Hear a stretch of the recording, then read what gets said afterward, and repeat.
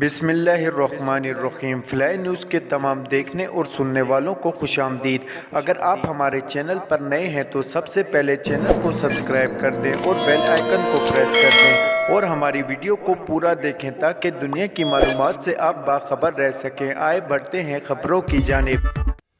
Chairman people party بلال بھٹو زرداری نے عدلیہ کو تنقید کا نشانہ بناتے ہوئے کہا کہ یہ فرعون کی طرح بیٹھ کر آئین کی مرضی کی تشریح کرتے ہیں، یہ فیصلے لکھتے ہیں تو آئین توڑتے ہیں۔ قومی اسمبلی میں اظہار خیال کرتے ہوئے بلاول بھٹو زرداری کا کہنا تھا کہ پاکستان کے عوام تاریخ میں پہلی بار ایسا جمہوری اور آئینی بحران دیکھا ہے۔ عوام مہنگائی اور بے روزگاری کا مقابلہ کر رہے ہیں، کچھ ہمارے اپنے فیصلوں کی وجہ سے ہے، لوگ سابق نالائق وزیر اعظم کی وجہ سے بھی مہنگائی اور بے روزگاری کا مقابلہ کر رہے ہیں۔ انہوں نے مزید کہا کہ ہم نے مساق جمہوریت کی بدولت NFC ایوارڈ اور خیبر پختونخوا کو شناخت دی۔ جو بحران پیدا ہوا اس کا ذمہ دار کون ہے؟ اسلام آباد خاتون جج کو دھمکی دینے سے متعلق کیس میں عمران خان کے ناقابل ضمانت وارنٹ جاری ہونے کے بعد فیصلے کے خلاف اپیل دائر کر دی گئی۔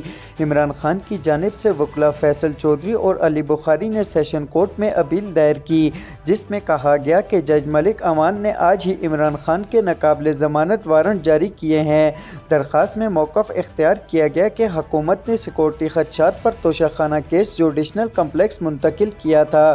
درخواست میں کہا گیا کہ اسلام آباد ہائی کورٹ نے سیکورٹی خدشات کے تحت 6 اپریل تک عمران خان کی ضمانت منظور کی۔ ناقابل ضمانت وارنٹ جاری کرنے کا فیصلہ درست نہیں۔ سابق وزیر اعلیٰ پنجاب چودھری پرویز الہی کے پرنسپل سیکرٹری محمود خان بٹی کے خلاف اینٹی کرپشن کا مقدمہ خارج ہو گیا۔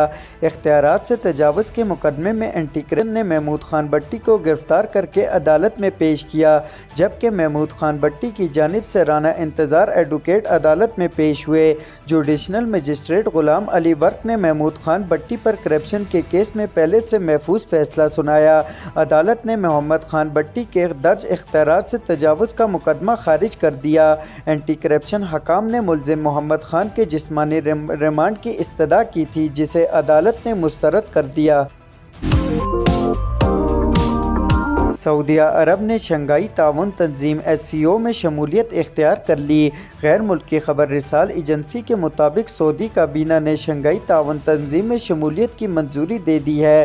سعودیہ عرب نے ڈائیلاگ پارٹنر کی حیثیت سے تنظیم میں شمولیت کی، جو مکمل رکنیت کی طرف پہلا قدم ہے۔ سعودیہ عرب نے SCO میں ڈائیلاگ پارٹنر کا درجہ ملنے سے متعلق یادداشت کی منظوری دی ہے۔ چینی صدر کے دورہ سعودیہ عرب میں سعودیہ عرب کی SCO میں شمولیت پر تبادلہ خیال ہوا تھا۔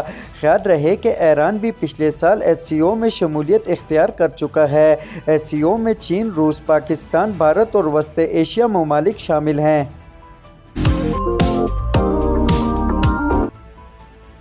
صدر مملکت ڈاکٹر عارف علوی کا کہنا ہے کہ چیف جسٹس کا اختیار محدود کرنے کی قانون سازی کی ٹائمنگ ایک سوالیہ نشان ہے۔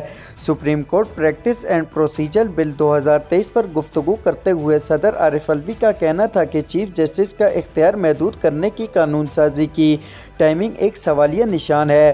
صدر عارف علوی کا کہنا تھا کہ supreme Court practice and procedure bill 2023 per supreme court کو اعتماد میں لینے کی ضرورت ہے۔ بل پر دستخط کرنے کا فیصلہ اس وقت کروں گا جب یہ میرے پاس آئے گا۔ دعا ہے کہ ججز آپس میں اشتراک پیدا کریں۔ الیکشن کمیشن کی جانب سے اکتوبر میں انتخابات کے اعلان کے حوالے سے صدر عارف علوی کا کہنا تھا کہ اکتوبر میں بھی الیکشن کا انعقاد خطرے میں نظر آ رہا ہے۔ انہوں نے یہ بات صوبائی اسمبلیاں تحلیل کرنے سے پہلے عمران خان کو بتا دی تھی۔ نیوزی لینڈ کرکٹ ٹیم کے دورہ پاکستان کے شیڈول میں پھر سے تبدیلی کی تجویز پر غور۔ نیوزی لینڈ کی ٹیم ماہ رمضان کے آخر میں پاکستان کا دورہ کرے گی، لیکن اس کے شیڈول میں ایک بار پھر تبدیلی کا امکان ہے۔ نئی تجویز کے مطابق کراچی 4 کے بجائے 3 ون ڈے میچز کی میزبانی کرے گا، جبکہ راولپنڈی 2 T20 کے ساتھ 2 ون ڈے میچز کی میزبانی بھی کر سکتا ہے۔ ذرائع کا کہنا ہے کہ کچھ سیاسی اور کچھ کرکٹ کے معاملات کی وجہ سے شیڈول میں تبدیلی کی جا سکتی ہے۔